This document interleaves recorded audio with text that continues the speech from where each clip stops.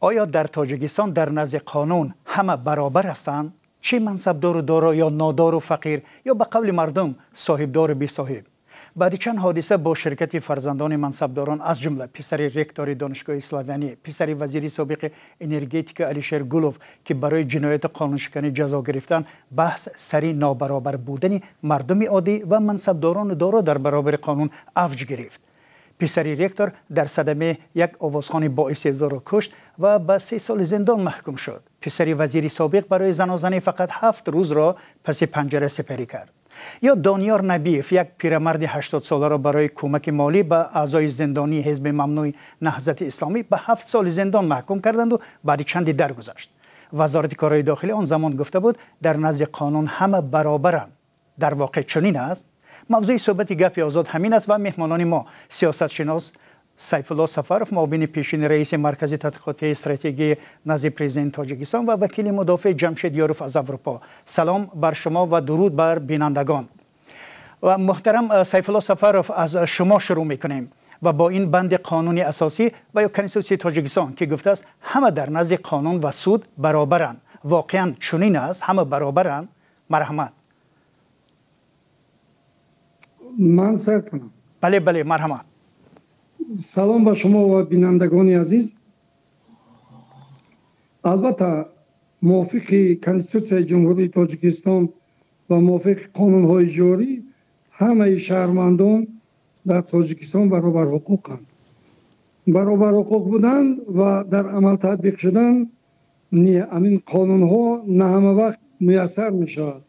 این رو همه میدونند و در تمام دنیا همین است و همین خیلی میماند. تشکر. محترم جمشید یاروف، این سوال رو میخوام از شما پرسم که تا کجا همین بند 17 کنستیتوسی تاجیکستان رعایت میشود؟ تا کجا در سود یا دادگاه همه را، چه منصبدار و بی منصب و یا ثروتمند و کم بیزاده رو به یک چشم میبینند و یا یکسان مناسبت میکنند؟ نظر شما؟ تشکر زیاد که با برنامه دعوت کردید و چنین سوال گذاری کردید. با فکر من در تاجیکستان عموما همه در نزد قانون و سود برابر نیستند. این همون جمله یکم ماده 17 کنستیتوسیای جمهوری تاجیکستان است که می‌نویسد که همه در نزد قانون و سود برابر هستند. ولی حادثه های من با منصبداران رخ میداده، جزاهایی که آنها میگیرند این را نشان میدهند که همه در نزد سود و قانون برابر نیستند و بالاترین افضلیت‌ناکترین و همین از همه روشن نشان میدادگی که همین برای چی گونه قانون با همه برابر نیست، این قبول قانون درباره اساسگذاری صلح و وحدت پیشوای ملت امام علی رحمان است. هرچند که در کنستیتوسیا افضلیت‌ناکی پرزیدنت در نزد قانون آورده نشده است، ماده 17 همه رو برابر کرده است، ولی این قانون قبول کرده میگوید که امام علی رحمان همچون پیشوای ملت با یگان نمود جوابگری نه مأموری، نه گراجدانی، نه جنایتی نباید کشیده شود. این یک نشانه عادی و عالی آن است که در تاجیکستان نه همه در نزد سود و قانون برابرند. ولی در مسئله قرارهای سودی و حکمهای سودی چی؟ قرارهای سودی، حکمهای سودی وابسته به سوبیکتی که زیر پرونده قرار گرفته است، وابسته به سوبیکتی سودشونده قبول کرده می شود، وابسته از موقع سیاسی اون، وابسته از رول اون در جامعه شهروندی و یا اینکه نزدیکی اون به همون حکومتداران، نزدیکی اون نقش اون انسان یا خشتبار اون با پایدار کردن همین سیستم حضوریت در تاجیکستان بوده. تشکر. جناب سیف الله سفرov، شما به همین حرفای جمشید یاروف راضی بوده میتوانید؟ گپ در آن که البته راضی نمیشم، برای اون که مقصدی اگر با مقصدی سیاه کردن، با مقصدی نادرست شهر دادن، گویم البته صدها کمبودی دیگر هم یافتن ممکن است و من هم میتوانم یابم، لیکن در اینجا این خیلی است که من در اساس قانون پرزیدنت همین گونه امتیازها را گرفته است که این در نزد قانون یعنی که جوابگوی است، گفتنی گپ است، یعنی که به قانونی نیست. این هم تو نگرفتند و به قانون گویند که مثلا با پرزیدنت فلان امتیازات داده می شود و به اجازت پارلمان به اجازت مردم همین کار رو کنند. این در نزد قانون برابر بودن نشان میدهد که در اساسهای قانونی پیشوای ملت اساسدار صلح و وحدت ملی با امتیازهای مخصوص سرفراز گردانده شدند و این هم برای خدمت‌های مخصوصش. نه شما نادرست گفتید. یا شما قانون نخوانده یا اینکه خیلی میدونید وابسته به اونی که در کجا هستید چی موقع دارید باید همین خیلی گپ زنید. در اصل در قانون آورده شده است که پیشوای ملت اساسدار صلح و وحدت فلانی از دوره همچون رئیس شورای وزیران جمهوری تاجیکستان بودن تا حاضر همچون اساسگذار با یگان جوابگری کشیده نمی شود. همین آوردگی این برخلاف ماده 17 سرقانون جمهوری تاجیکستان است. وقتی که سردار دولت سردار سیستم چنین کار میکنند البته که اون آدمایی که از او پایانتر هستند همون شخصانی که آنها رو نگاه می‌دارن آنها رو یاری میرسونن در همین سیستم بودن موجود بودن از بایگری همین امتیازهای سیستم استفاده ببرند آنها یکدیگر رو با گفتی روسا پدیدش میکنن دستگیری میکنن. ببینید اگر خواهید من مثال میبرم سردار ترمینال یکی گمرکی دوشنبه شهباز رجبزاده را خودی پیشوای ملت در نزد همه در وقت همون جلسه با کارمندان گمرک و مالیه و انداز آشکار میکنه جنایت‌هایش رو میگوید که در مدت چند ماه از لیتنانت به نمیدونم پالکونیک گذشت و 16 مرتبه به خارج سفر کرد و صورت حساب‌های بانکی در دولت‌های خارجی دارد همه رو برگردونده بیار تو جوان هستی وگرنه 15 سال تو میشی. در این مورد باید که پروکراتور گنرالی پرونده یا که اقلا سنجش آغاز میکرد ولی نه سنجش است نه یگان گپ و خبر هست که آینده همین آدم چی شد یعنی که او رو پشتیبانی کردن. تشکر محترم سیف الله سفروف. پس همین حادثه های آخر که گفتیم جزای سبک گرفتن پسری رکتور دانشگاه اسلوونی فقط تنبیه گرفتن فرزندان شیرعلی گلوف وزیر سابق انرژتیک و قدای رئیس جمهور و سابق رئیس دنقره امام الرم که بارها جنایت و قانون شکنی کردن بیانگر دیگر چیز نیست یعنی دادگاه به آنها رحم میکند و به دیگران نه. به این سوال چی میگوید شما؟ در همه حالت‌های استثنایی بوده میتوانند حتی در قانون‌ها هم هست بعضی حالت‌هایی که اونها استثنایی باید باشند مخصوصا نسبت پرزیدنت این کشور دادن امتیازها این همون حالت‌های استثنایی است که در نه تنها در تاجیکستان بلکه در قزاقستان هم بود در ترکمنستان هم هست در امریکا هم هست مخصوصا در مسئله ترامپ و بایدن مبارزه‌ای که آنها بودند و چگونه مردم را به حبس کشیدند و غیره و کذا یعنی که این مثال‌هایی هستند که در حالت‌های کارتی کارمندان حفظ حقوق وابسته به شرایط‌هایی که آنها می‌دانند و می‌آموزند و در کتاب‌های آنها به طور نظریوی اساسناک شدند آنها می‌توانند که این یا ماده قانون را با پرمیچن میگن یا که علاوه‌هایش استفاده کنند آن را دیگر خیلی شرح دیند و غیره و کذا یعنی که همه این البته در دایره قانون میتواند باشد. یعنی استثنایی که شما میگویید استثنایی که بله مسئله استثنایی که شما حالا در صحبتتون اشاره کردید یعنی این استثناها فقط به نزدیکان و خویشاوندان منصبدارا وابستگی دارد به نزدیکان پرزیدنت وابستگی دارد چرا این استثناها به این شکل انجام داده میشن؟ میزانوی بسیار استفاده نمیشود همین کار اونم با مانند پسری که همین گل شیرعلی به اوباشی متهم میشود میبخشید گفتم میبرم از خاطر نبراده بخشید شما میگه استثناء باید استفاده برده شود بله در کدکس جنایتی هست استثناء وقتی که در حالت صادر کردن جنایت با نظر داشتی حالتهای سبک کننده ممکن است که از همان نرمایی که قانونگذار معین کرده است مثال میگیریم از 5 تا 7 سال جزا پیش بینی کرده شد سودیا میتواند از این مورد کمتر دادید این درست است ولی سوال میاد که برای چی در سال 2018 یا که 19 نسبت دلاور گلو باز پسر همین قهرمانی برنامه ما پسری که چند مرتبه جنگ و جنجال و خلیگانی میکند ماه ایون او را بازداشت میکنند برای که کارمند اوباب رو میزند نسبتش پرونده خلیگانی آغاز میکنند با جایی که پرونده اویدی لاتوکوبی نماینده حکومت آغاز کردن با مدت 238 به فکرم با مدت 328 نسبت با مدت 237 خونگانی پرونده آغاز میکنند. در آنجا جزا از 5 تا 7 سال است و با او در چنین حالت استثنایی یا فرزندان نابالغ داشته است 1 سال جزا میتوند محروم کردن از آزادی. این به نهایت هم استثنایی شبهناک میباشد، برای چی از 5 تا 7 جزا هست 3.5 سال نداده، 4 سال نداده، یک بار 1 سال داده. یعنی که وابسته به همین حرفا، یعنی پاسخهایی که جمشید یاروف دادن جناب سیف الله سفروف در مورد همین استثنایی که خودتون شروع کردید، یعنی چرا استثنا محض به منصبداران ربط میگیرد، به نزدیکان پرزیدنت ربط میگیرد؟ چرا؟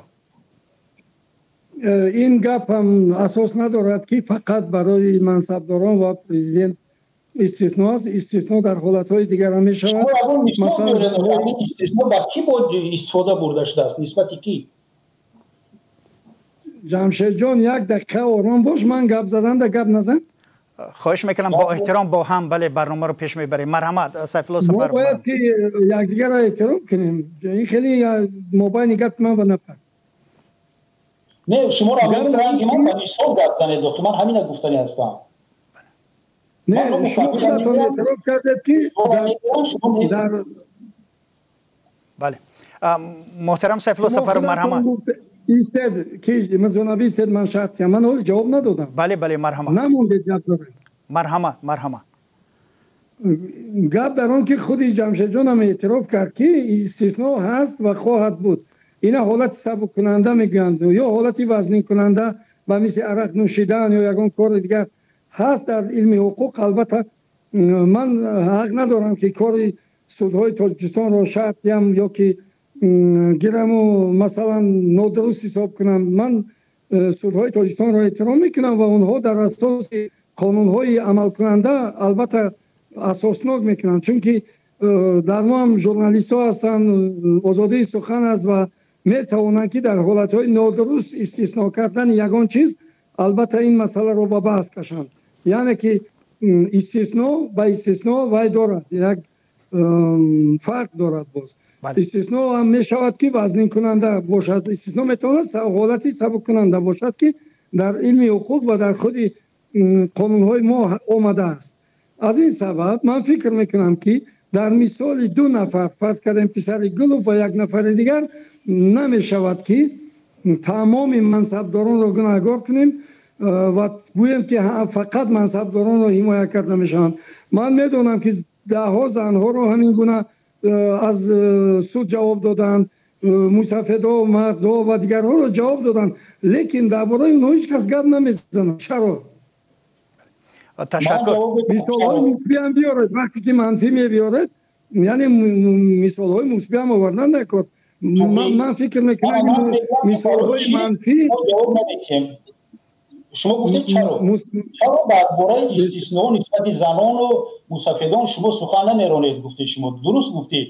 چرا ما سخن نمیرانیم؟ برای که ما معلومات نداریم. برای چی ما معلومات نداریم؟ برای که مقامات دولتی تاجیکستان با یک احاطه با یک چی میگن همین گفتی روزو گلخه ابران رفتگی تماما زبیتنی رو بنشیدگی نه درخواست جواب میکرد، نه یک سوال با یگان استاتیستیک رو پیشنهاد نمیکند.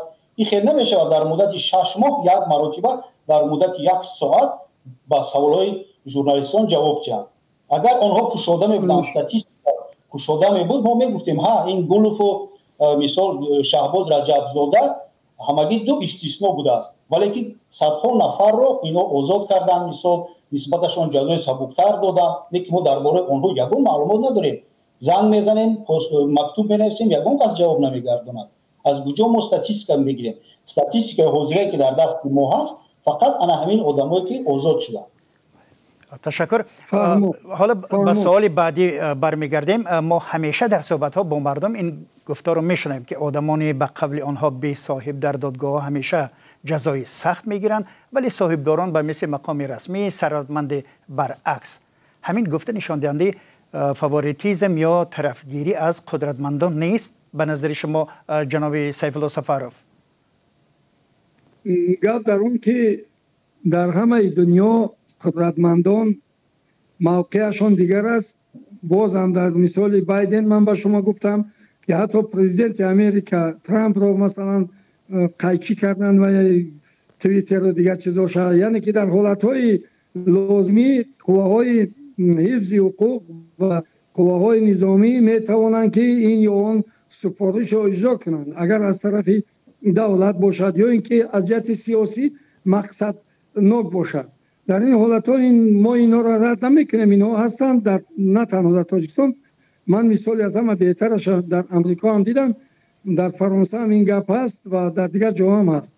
برای همین در اینجا فقط تاجیکستان را گناهکار کردن اصلا اساس ندارد.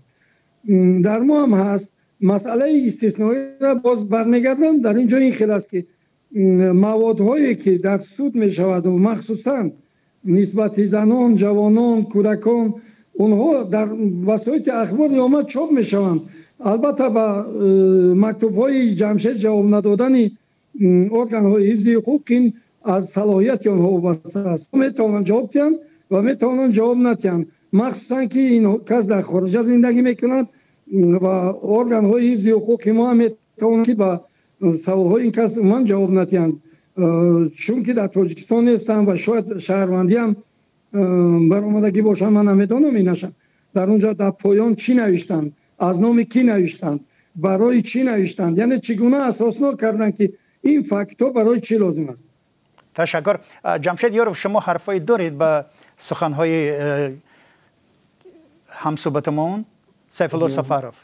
بله دارم. نه که فرمت برنامه را به نظر گرفته درباره که برای چی جواب نمیگردونند مقامات قدرتی، این بحث نمیکنیم. با فکرم این جوی بحث نیست. این درست است. بله این برنامه نیست. بله برمیگردیم با همین حالتهای استثنایی و اونه که گفتند که گویا در همه جهان هست، ما برای چی دقت فقط به تاجیکستان میکنیم. بله این بود از دوره همون آپشن ابتدایی. من فکر میکنم همین خیلی بود. کسی که در سر قدرت بود، کسی که امتیاز داشت، کسی که بوی بود، کسی که قوت داشت و همیشه امتیاز داشت. قانون عموما خیلی گرم برای اداره کردن صنفی حکومتی زیرتوبه برآورده شده است. زیرتوبه اون رو اداره کردن، در یک رمق داشتن، نگاه داشتن، این برای اونها هست. ولی که اگر وقتی که ما میگیم که ما تاجیکستان دولت دموکراتی هستیم یا اینکه دموکراتی میخوایم سازیم، دولت حقوق بنیاد میخواهیم سازیم، امتیاز باید با یگان کس داده نشود. نه وابسته از آنه که شما نزدیک هستید به اویله یا اینکه شما خشتباری دارید با این یا اون. و این را هم اکای میرزانبی در از خاطر نبرورید که تاجیکستان یکی از دولت‌های از همه سر فسادترین است. ببینید یک ثروتمند اگر در پروکراتورا کار کند، حتما پسری و یا در تماجنی کار میکند یا در گمرک کار میکند، در چیز کار میکند، در نلاق کار میکند، یا که در پروکراتور دیگر یا که میلیسه دیگر کار میکند. اینها همچون یک ریشه دوندگی بین یکدیگر خشتباری دارند و وابستگی دارند. برای همین وقتی که یک کس با دامی قانون حقوق میغلطد، البته که با دیگر ها او را یکدیگری همون هم مسلکانشان گفتن میتونیم یاردم میکنن. جزای سبکتر میتونن اگر دیگر امکانیت نباشد. امکانیت باشد درباره او عموما دیگر معلومات نمیتونن. مثال قاتل بهرام غفوری کجا شد؟ چی جزا گرفت؟ و هم DTP صادر کرد و هم در نتیجه حرکت های دیده و دانسته او آدم وفات کرد. کجا شد؟ درباره و یگان معلومات نیست. و هم پروکورور بود. ببینید حالا حاضر یعنی کار به جای کشیده، یعنی حالا کار به جای کشیده شده است که در صورتی به جنایت دست زدن فرزندان منصبداران هم وزارت کارهای داخلی و هم دادستانی خاموش میشینند و تا زمانی که رسانه آن را آشکار نکنند از پی آن نمیشوند. همین جنجال پسری شیرالی گلوف در رستوران را اگر آزادی نمی نوشت و پخش نمیکرد شاید مقامات از پیش نمیشدند. چرا چنین است جناب سیف الله سفاروف؟ این خاموشی مقامات در برابر چنین جنایت‌ها چه معنا دارد؟ مرحمت. من فکر میکنم که اون گپی که در اول جمشید جان گفتند درست است و بعضی نقطه هایی هست که اونها را نمیشود گفت و بعضی نقطه هایی هست که اونها را باید که گویم. جامعه ما به سوی خود چی میگن خود تشکل دهی به سوی دموکرات رسیده. لیکن ما حالی هم نمیگوییم که ما یک جامعه پررای دموکراتی ساختیم، بلکه ما به سوی همین یک جامعه آرمانی خودمون، جامعه دموکراتی، جامعه فرهنگی رفته ایستادیم. این بدون شبهه، یگان کس به این شبهه کردن نمیتونه. و قانون ها هم نسبت به سالهای پیش عملی شویشون خیلی خوب است. کار پروکراتور و وزارت کارهای داخلی هم خیلی خوب است. این خوب شده ایستاده است. ما گفته نمیتونیم که مثلا 10 سال پیش اون کارهایی که امروز وزارت کارهای داخلی میتواند کند یا اینکه پروکراتور همین رو کرده نمیتوانست. اون وقتا باز قانون ها درجه درک خود قانون ها دیگر. ببینید شما حالا به سوال ما پاسخ ندادید. بله جناب سیف الله سفرов شما حالا به سوال ما پاسخ ندادید که چرا مقامدار یعنی وزارت کارهای داخلی یا دیگر یا دادستانی کل تنها در صورتی که در مطبوعات و ژورنالیست ها درباره جنایت یک منصبدار یک نفری با نفوذ خبر میدن بعد دنبال اون میشوند، چرا تا اون وقت خاموش میسن؟ این چی معنا دارد؟ این معنای خاموشی ندارد. اینجا یک موضوع دیگر است. مثلا وزارت کارهای داخلی برای همه جنجال هایی که در تاجیکستان می شود جوابگر نیست، یعنی که در همه جا نظارت کردن نمیتواند. بعد اون که گپش برآمد البته تحقیقات خدمتی به وجود آورده می شود یا تحقیقات تفتیشاتی و در اساس همون بعد معین کرده می شود این آدم گناهکار بود یا نبود. لیکن هر بگاه که مثلا یک در یک رستوران بحث می شود یا جنجال می شود، یک کس می زنه از پشت اینها گشتن امکان ندارد. حتی جمشید یاروف نظر شما چی است به این پاسخهای سیف الله سفرov؟ چرا اونا باید خاموش هستند؟ یعنی چرا خاموش میشنن؟ انیقترش در حقیقت در تاجیکستان بینید، در تاجیکستان ما اگر در یک شبانه روز چقدر حقوق ویرانکنی یا که جنایت شود و غیر امکان است که در سایت رسمی وزارت کارهای داخلی یا که پروکراتور همه اونها رو ما نویسیم پارتویم.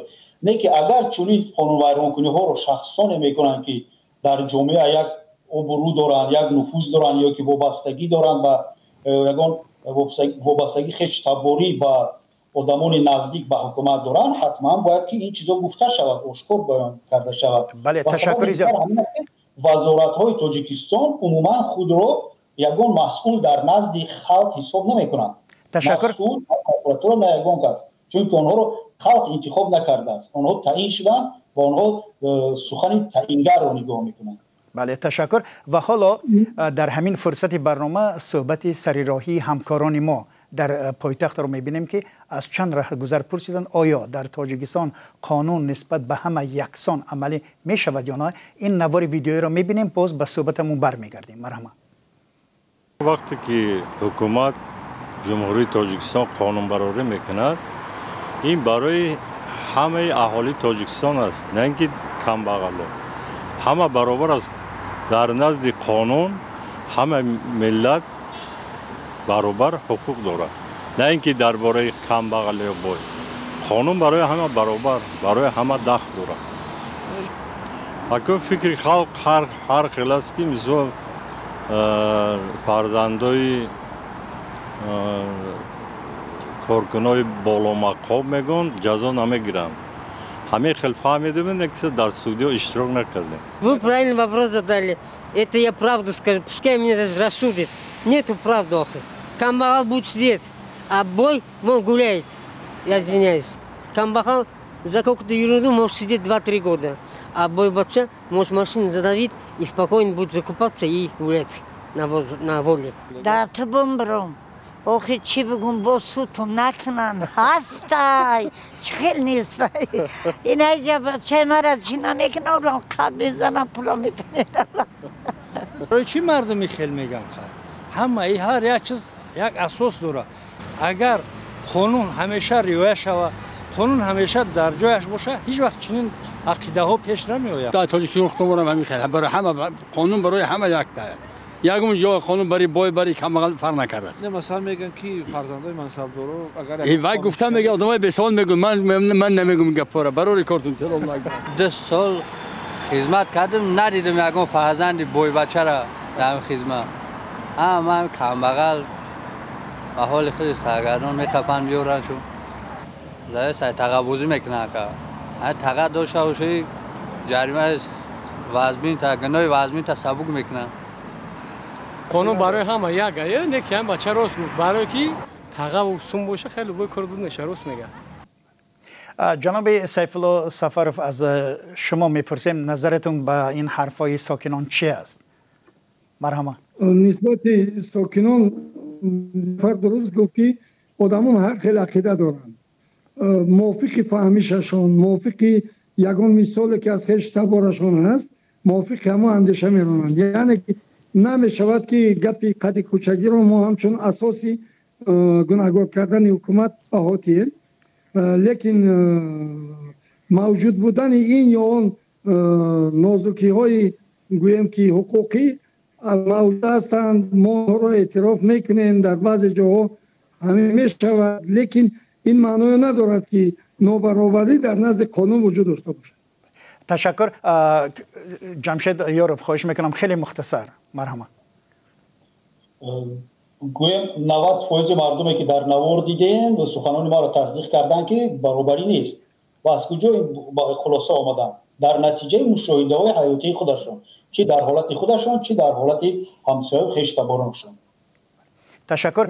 و حالا سوال بعدی، عاقبت رعایت نشدن برابری همه انسان ها در برابر قانون در یک کشور چی پیامد داشته میتواند؟ محترم سیف الله سفرف، شما سیاستمدار هستید و آگاه هستید از این مسئله، نظرتون چی است؟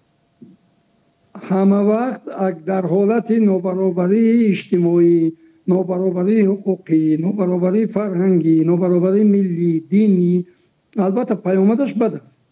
در اینجا هیچ جای شبهه نیست. ولی همین چیز در تاجیکستان در حد کمترین است. موجود است لیکن در حد کمترین است. تاجیکستان به هر حال خیلی جهت‌های مثبت دوره شوروی را گرفته است و جهت‌های عنعنه‌های ملی خودمان هم امکانیت نمیدهند که بسیار همین نابرابری‌ها پیدا شوند و مثلا خودی سود و پراکتورا و اوکازورا را گناهکار کنیم. در اینجا مسئله درجه فرهنگ سیاسی هم است، مسئله درجه فرهنگ حقوقی هم است.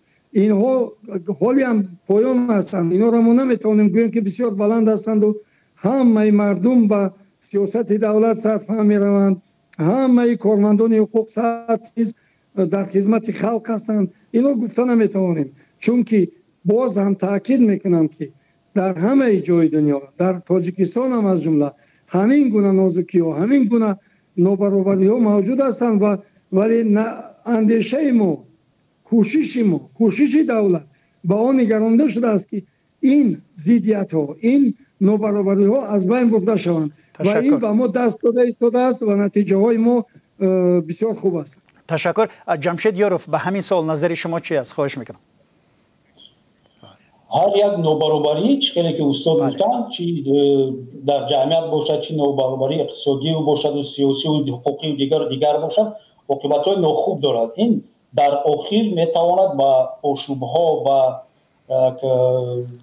شورش‌های رساند که دولت از بین میرود در نتیجه چنین نابرابری‌ها. این خیلی هم خطرناک است و حکومت باید که از این پیشگیری کند.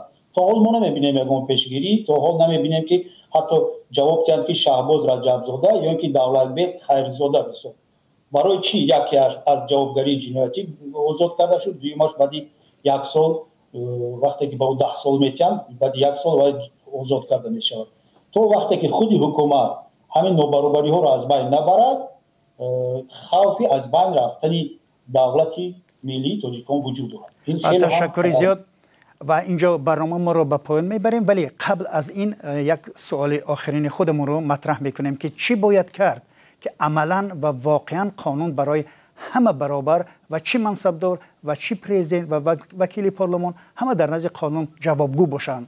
مرحمت سیف الله سفرف، از شما شروع میکنیم. نظر من این است که تمام کوشش رو با اون خط نمود که با مردم حقوقشون رو فهمونیم، اونها نشان دهیم که اونها حق خود را صاحب باشند و این قانون را اونها قبول کردند و منطقیت اونها را حمایت میکنند، چون که موافق کنستیتوسیا تمام دولت تاجیکستان این نتیجه اراده خلق ما است و این دولت ملی همه ما است، همه شهروندان تاجیکستان. برای همین همه حق دارد که برای حق خودش تلاش کند و همه حق دارد که در حالت نابرابری باز به اینستانسی های دیگر، نهادهای دیگر مراجعت کند و این نابرابری را از بین برد. تشکر زیاد. جمشید یاروف، مرحمت شما. اکنون تبابت و دوای این بیماری گویم، این نقصان گویم آسان یافته نمیشود. این یک چند چاره‌های کمپلکسی اجرا کردن در کار که این نابرابری از بین رود. مثال من یکی از آنها رو گفتم میتوانم که اهالی تاجیکستان یگان مقامات ندارد که با او برای حمایت خودش باور کند و با او دعوا کند و داند که همین مقامات از او حمایت میکنند. برای همین یکی از راه‌ها و تکلیف من همین است که سودهای جمهوری تاجیکستان انتخاب شوند از طرف اهالی همان منطقه. بعد در این مورد شاید که کمی هم برابری دیده شود. بدتر از این باید که سیستم خود مقامات قدرتی از نو بازدید کرده شود، ساختار آنها بازدید کرده شود، تغییرات در قانونگذاری جاری کرده شود. چیزی که استاد درست قید کردن، سایه دانش حقوقی مردم رو باید بلند برداشت تا اینکه درباره حقوق‌های خودشان، درباره حقوق‌های مقامات قدرتی و دیگر مقامات دولتی خبردار باشند، طرز حمایت آنها رو نیز دانند. تشکر زیاد. به شما برای صحبت و اینجا به آخر برنامه رسیدیم. مهمانان ما استاد دانشگاه سیاستشناس سیف الله سفرов، معاون پیشین رئیس مرکز تحقیقات استراتژیکی نزد پرزیدنت تاجیکستان و وکیل مدافع جمشید یاروف از اروپا بودند و من میرزا نبی خالقزاده برنامه را گردانندگی میکردم و منتظر نظر و پیشنهادهای شما هستیم. زیر همین برنامه نویسید که کدام موضوع را میخواهید در برنامه بعدی بررسی کنیم. تا دیدار در برنامه دیگر، خدا نگهدار شما.